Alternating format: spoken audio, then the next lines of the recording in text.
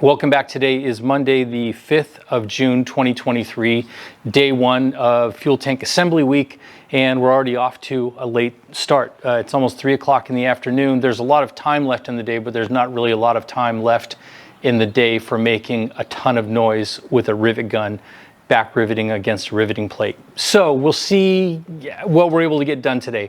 There were some important things that I needed to get done earlier, but you can see I'm already wearing black gloves and I have stuff laid out here, which means that I've been at it for a little bit. What I'm learning about this process of sealing the tanks is there's a lot of getting ready to get ready. So for example, before I can set any rivets, I have to slosh them around in a jar of acetone and let them dry in a clean rag to get rid of all the tooling oils. Remember, the most important thing here is that the sealant gets good adhesion to everything. We don't want anything to be contaminated. And it also means that before you get into riveting, you kind of have to have everything laid out. These little strips of paper that I will use like this to scoop out little globs of sealant that gets pressed through rivet holes, just so we don't have a big thickness of sealant building up behind a rivet. We still want the rivet to get a good mate inside the countersink or the dimple. So, man, at this point, I hope I can get these set today, the flanges. And if I'm lucky enough to get this done with enough time and clean enough hands and materials to get into riveting stiffeners, I'll do that. But the 5-day fuel tank assembly week is really not going to happen. We probably all knew that. So I'm going to stop blabbing, get back to this now. I'll turn on the GoPro and we'll just see how the day goes. Monday, the 6th of June, 2023. Thanks for being here.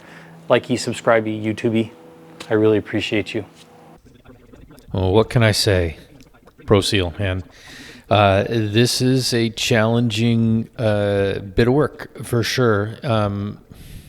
There was so much prep for the prep to create a sterile environment to do the surgery, and then I plopped that skin up in the way so you can't see what I'm doing. But what I'm doing back there is just making sure that the flanges have been adequately scuffed and cleaned before I decide to mix up some sealant and start trying to put them onto a fuel tank skin. And I do get that thing out of the way so you can see what's going on. Work time. I'll talk more about it at the end of this video, but it's a really warm environment that I'm in, and while it seems like most things warm makes them looser, it actually causes the tank sealant to set up faster, and the work time feels relatively short in this weather, but also I'm very slow at doing this. And these are small parts, and it seems like it should be a fairly quick operation, but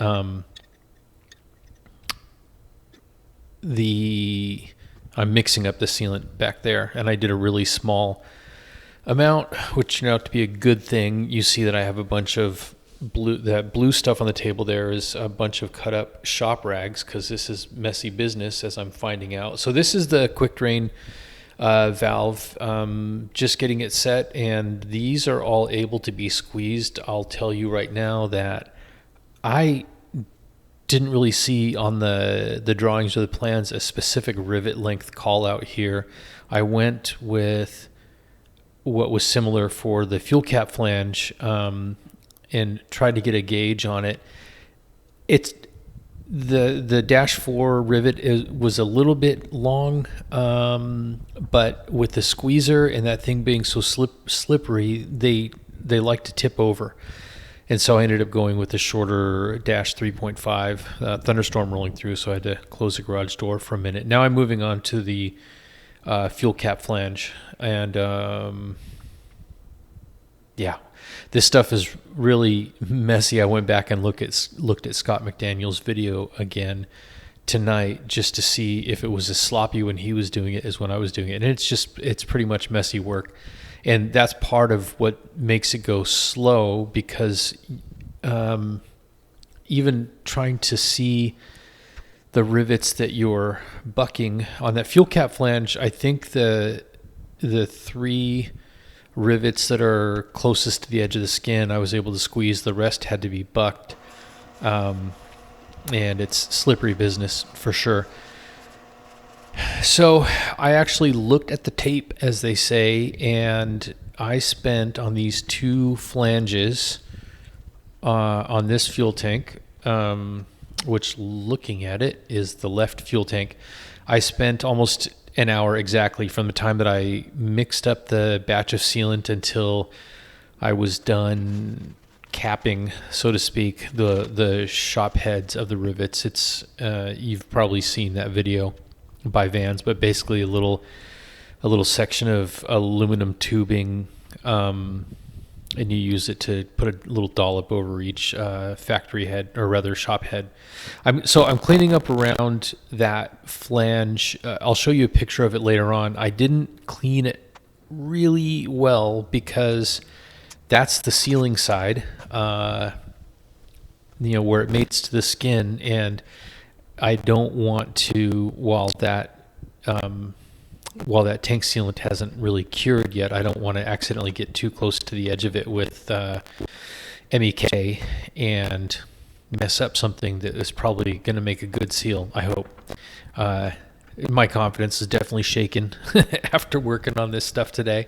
Here mixing up a second batch of sealant, and this time I decided to try what I thought about using a little plastic cup.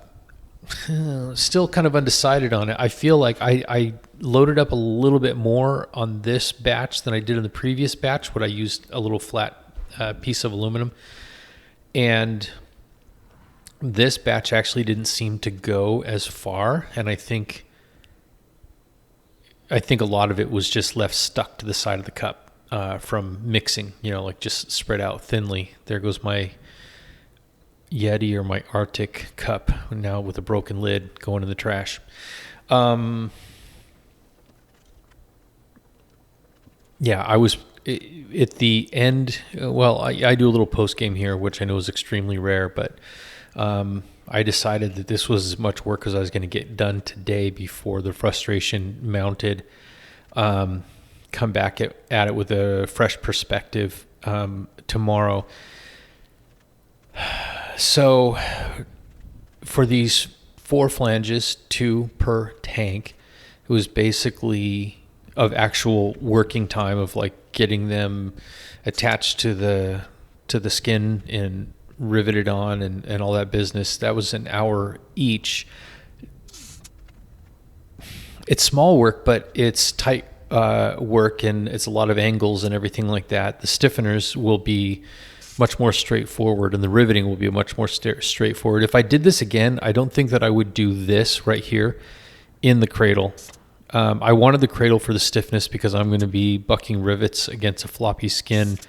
But I think the angles were kind of weird and difficult to work with, and with the skin not in a cradle, it's opened up a bit more. And I think on my next plane,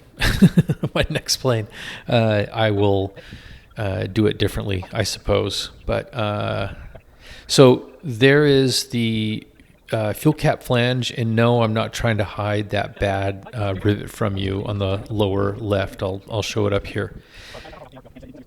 Right now, I'm of the mind that I do more damage than good by trying to replace that. So there's the dirty quick drain flange, and it's not going to get much more clean than that till it's had a good time to cure. So here we go. Well, in 60 episodes of this build series, this is only my second post game, and there's your first clue as to how today's work went. It's only 6:30, so that means I've been out here for three and a half hours maybe, and a lot of that was just prep stuff.